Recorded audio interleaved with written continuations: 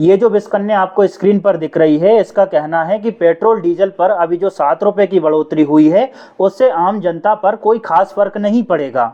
वैसे अगर ऊपर से देखा जाए तो 7 रुपए के इजाफे से कोई बहुत बड़ा फर्क नहीं पड़ता। अब पता नहीं ये कौन सी भांग पीकर आती है, इसको ये समझ नहीं आ रहा कि जब क्रूड ऑयल यानी पेट्रोल डीजल की कीमत बढ़ती है तो उसके साथ सारी चीज़ों के दाम बढ़ते हैं, लेकिन इसका मानना है कि 7 रुपए की बढ़ोतरी से कोई खास फर्क नहीं पड़ने वाला।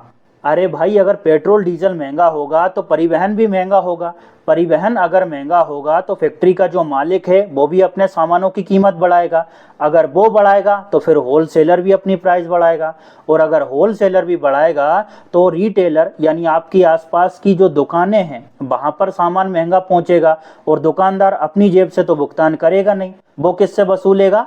आप लोगों से। इसको और आसान भाषा में बताऊं तो जो चीज 10 रुपए की आया करती थी उसमें 3 चीजें हो सकती है। पहला तो 10 रुपए की चीज या तो 12 रुपए में आने लगेगी, एक बात तो ये, या फिर 10 रुपए की जो चीज आया करती थी, अगर आपने बिस्किट खरीदा तो पहले 5 बिस्किट आते थे, अब 4 आएंगे, या तो ऐसा होगा। और अगर ऐसा न हुआ तो 10 रुपए की जो चीज आती है ना उसकी क्वालिटी में गिरावट आएगी, क्योंकि कोई भी दुकानदार या कोई भी फैक्ट्री का मालिक अपनी जेब से तो भुगतान नहीं करेगा, आखिरकार भुगतना आपको ही पड़ेगा, क्योंकि हर सामान या तो ट्रक से आ रहा है, ट्रेन से आ रहा है या शिप से आ रहा है, और इन सब चीजों में क्या यूज होता है?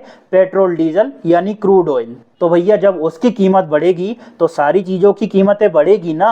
लेकिन इन मैडम का, हमारी भारत की मीडिया का, जो कि अपने आप को देश की सर्वश्रेष्ठ मीडिया बताती है, इनका गणित पता नहीं कहां से आता है। हर एक न्यूज चैनल पर बस आपको एक ही चार्ट दिखेगा, 2014 में इतना था, 2014 के बाद इतना हो गया। सरकारों को ये कंपेयर करती रहेगी, ये कभी नहीं बताएंगे कि आपकी जेब पर कितना असर पड़ेगा, कीमतें क्यों बढ़ रही है, सरकार की इसमें क्या क्या खामियां हैं। बस तुम आपस में लड़ते रहो और ये अपना धंधा चलाते रहेंगे, कभी भी सरकार के खिलाफ ये नहीं बोलेंगे, क्योंकि सब के सब बिक चुके हैं।